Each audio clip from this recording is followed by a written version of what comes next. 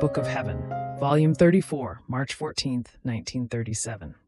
The divine will is life, and, as life, it forms the generation of its life in the acts of the creature who will live in it, forming the long generation of the children of its divine fiat. The divine volition never leaves me. It seems to me that in order to confirm me more and make me long to live in it, and not only me, but all those who will want to, it wants to say new things and what it means to do one more act in his most holy will. And my sweet Jesus, who acts as the crier of a will so holy, visiting my little soul, told me, "My blessed daughter, I want to tell you again of the good that is enclosed in one more act that the creature can do in my volition. My will is life and knows not how to operate or do anything if it does not generate life, nor can it help but doing so. Now, each additional act that is done in it encloses the generative act it possesses. The creature, by doing her act, lends to it the veil in which to form and hide this divine birth. As the act is performed, so does my will go around the whole world in order to find the souls who are more disposed, and it deposits in them the birthus it has generated, forming one more child of the kingdom of its fiat. See then what one more act is, to form one more child in my kingdom. Hence, the more acts are done in it, the more populated will the kingdom of my will be.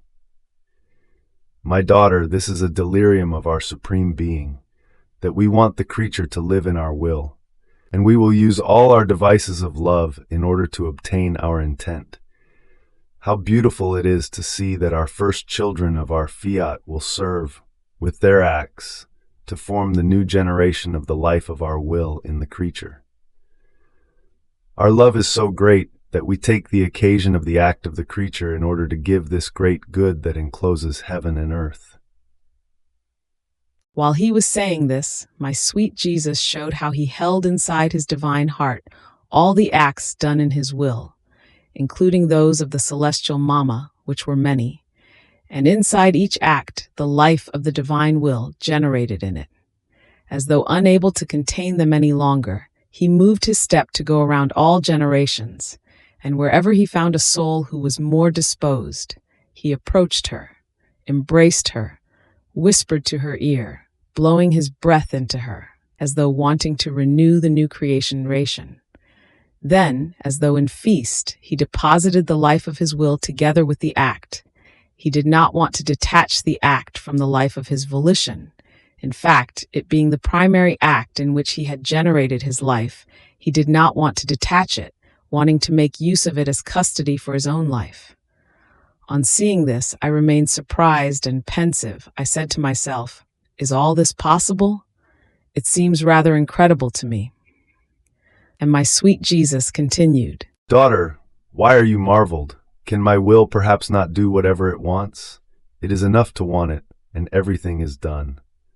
And besides, the sun does this, which can be called the shadow of my fiat. As it finds the flower, the plants, by the touch of its light, it generates color and fragrance. It matures the plants and generates sweetness in the fruits. And so many colors, and such great diversity of sweetness, for as many flowers and fruits as it touches with its light and warms with its heat. But if the sun does not find flowers or fruits, and does not invest anything with its light and with its heat, it gives nothing. It keeps all the goods it possesses within itself. Such is my will. More than sun, as it finds the creature who wants it and calls it into her act, it descends into the lowliness of the human act.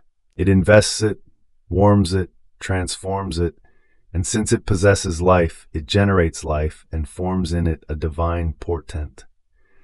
And like the sun, if it does not find anyone who wants to live in my will to form his acts in it, in spite of the many divine lives of mine that I could give, they remain inside of it, waiting with invincible and divine patience for one who would let me generate my life in his acts. My will is like a tender mother, who feels within her the long generation of her lives that she wants to issue to daylight, to form for herself the long generation of her children, who must form her kingdom. And therefore my will keeps looking for those who would lend it their acts. But do you know why it keeps looking for the acts of the creatures? Having to descend into the lowliness of the human acts in order to form its life, it wants to make its way by means of the acts in order to give its own life to the creatures. More so, since life cannot be formed outside of a person, but always inside. Otherwise, it would lack the necessary things, the vital humors to form a life. In the same way, my will cannot form its life from heaven or outside the creature, but must descend inside of them, and the human will must surrender its place to the divine. It must concur with it, because we do not want things done by force. And once we have found this creature, who can tell you what we do, the graces we pour, the love we have for her? This is not about works, but life of ours that we want to develop.